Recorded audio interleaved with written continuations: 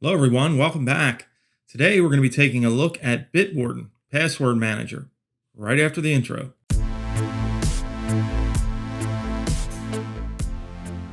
Hey, quick reminder folks, remember to hit that thumbs up as it helps others find quality content and allows us to continue to make videos like this for you.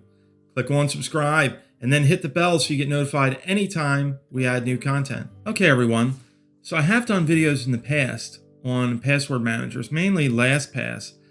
And when I did those videos, they had a free plan and they've since done away with that. And what a lot of folks have been switching to is a new password manager called Bitwarden. I've been using it for over a year and I've been very happy with it. So let's go ahead and take a look at the plans and pricing. So they have business plans. We have a Teams organization and an enterprise organization. They also have personal plans. And this is what I'm going to focus on in this video is the personal plans. Now we have the free plan. And as we can see here, it's free forever. That's what we're going to be looking at today.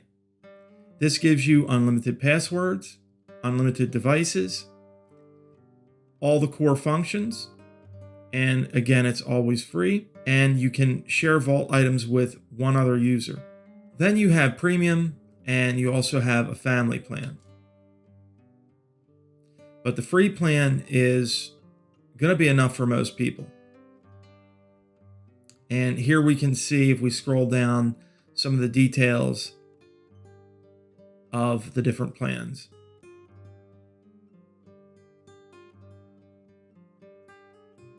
We can see all this. So it really is a good product. So the next thing we're going to do is we're going to take a look at Bitwarden in action. We're going to set up an account. I'm also going to show you the browser extension for Google Chrome. So here we are on the account creation screen.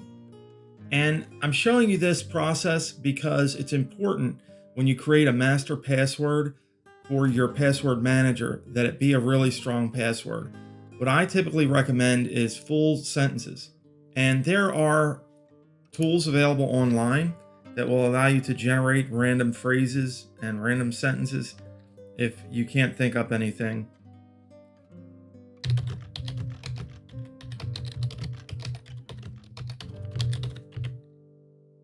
And it shows us how strong our password is. We can see mine is all the way over. It's as strong as possible.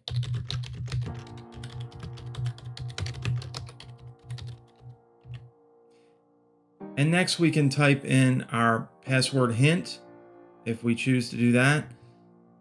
And of course, before we can proceed, we need to agree to the terms of service and privacy policy. So here we are at the login screen. This is where we're going to log in to access our vault.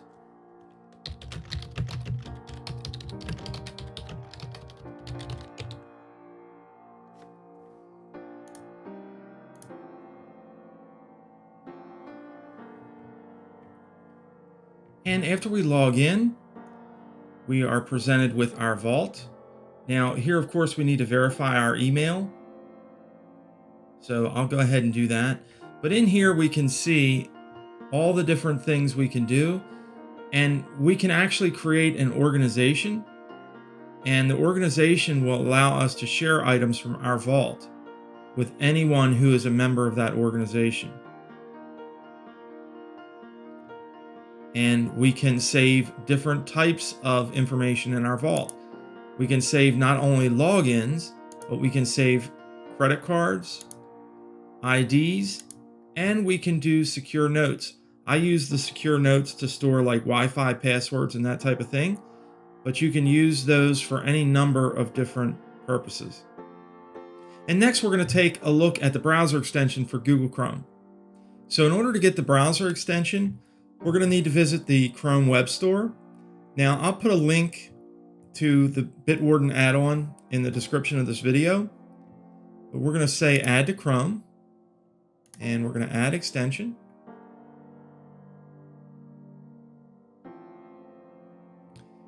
And of course, it's going to tell us, congratulations, welcome, here's how to get started. but we're going to skip that for now. Now, one thing that Google Chrome has done recently is they hide all the extensions. So if we go into here, we need to pin the Bitwarden password manager because we're going to need to access that in order to fill passwords in our browser. So in accessing the extension, we're going to first need to log in, and we're going to do that, of course, with our email address and our master password.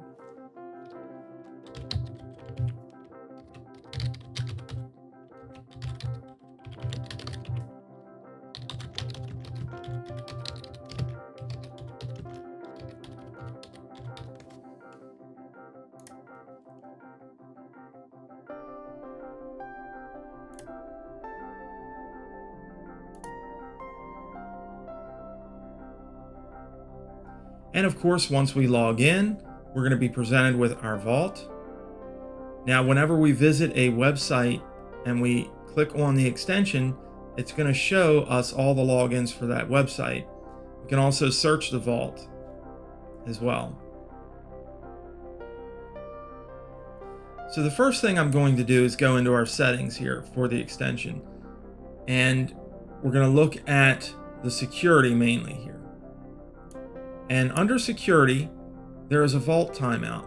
And this is going to prompt you to re-log in when this event takes place. Now you can have it time out immediately after a set period of time, on screen lock, so if you lock your system, on browser restart, which is the default, never, or you can set a custom time. I typically have mine set on browser restart. So when I close the browser, if I restart the browser, I have to log back in again. So we'll leave that there. The vault timeout action. Now, this is the action that it's going to take. If you choose to lock the vault, it's just going to require your master password. If you choose log out, you have to complete the entire login process again. The default is to lock the vault. Now you also have some other options. What a lot of folks like to do is unlock the vault with a PIN. So if you select this, you would need to enter a PIN. And you need to uncheck lock with master password on browser restart. Because if you have the timeout set to browser restart and you set this PIN, it's never going to use the PIN because every time your browser restarts, it's going to require the master password. This is a common error that a lot of folks make. So you need to uncheck that if you want to use the PIN to unlock your vault. So I'm just going to make the PIN 4321. And then if I say lock now, this is what we're going to see when the vault times out. Enter our PIN and it unlocks our vault. And we have some additional options below that. We can enable two-step login, which is probably a good thing. And we can change our master password. We can make a fingerprint phrase. We can import and export, and so on and so forth. Another cool feature we have here is a password generator. Now, the password generator can be used to generate random passwords for all the different sites and services that you use. This is highly recommended. The only password that you need to use is your master password. And by having random passwords for each site and service that you use, if one of your passwords is compromised from a data breach, the bad actor will only have access to that one service where the password breach occurred. They're not going to have access to any of your other services. So it's important, and I highly recommend to use a randomly generated password as long as possible. So if, for example, the site that you're using allows a maximum of 20 characters in the password, I would set this to 20, and then I would also use special characters. And here we can do that. And then we can copy this and we can fill that with our random password. We can also generate random usernames and random passphrases. So if we do a passphrase, it'll generate that for us. And we have a bunch of different options here. So really cool that they've built in this password and passphrase generation tool into the Chrome add-on. And so let's go to our vault. And I'm just going to add a login here, a fictitious login. And I'm going to call it Yahoo Mail. I'm going to say the username is Tech411. Password is password. And then the URL is going to be, I'm just going to put mail.yahoo.com. Now, you will be prompted, once you install the web add-on here, you'll be prompted whenever you enter a username and password into a website to save that in your Bitwarden vault. I'm just adding this here manually to show you both the process of adding it manually and also how the function works. And we can create folders. So you can organize your logins by folder. We're not going to do anything with folders right now. So we're going to say save. And now here we can see my login for Yahoo Mail. So let's go ahead over to their website.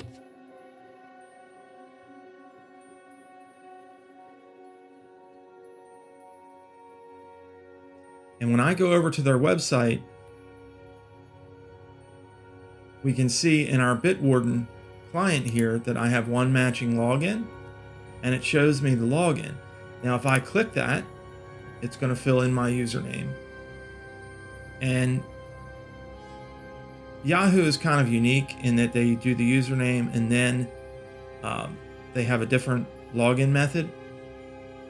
But if the username and password are both displayed on the screen, it would fill both the username and password. If just the username is displayed, it will fill the username in a username field, and on the next screen you'll have to select the item again to fill in the password. This is the only spot where Bitwarden is a little bit behind LastPass, because LastPass, when you pull up a web page and there's a matching login, LastPass will automatically fill that information, as to where in Bitwarden here you have to actually click and then select. So it's a little extra clicking, but it works very well just the same. So we have a lot of good features here in Bitwarden. And like I said, I've been using it for over a year. And other than the couple of extra clicks that are required when you're logging into websites, I find it works just as well, if not a little bit better than LastPass. And now that LastPass is charging for more than one device, I think Bitwarden is definitely a better option if you're looking for something that's free. And that's about it, folks. A very simple look at Bitwarden. It's a very, very good option over the LastPass, which is now pretty much a paid option if you use more than one device. And I don't know of anybody that uses just one device nowadays. So if you want a free option and you use more than one device, this is the only game in town that I'm aware of. Are you aware of another service that's free for multiple devices? Let us know in the comments section. Also go down in the comments section and let us know what you like or dislike about Bitwarden. And lastly, check out these great playlists. Like, subscribe, hit the bell, and thanks for watching.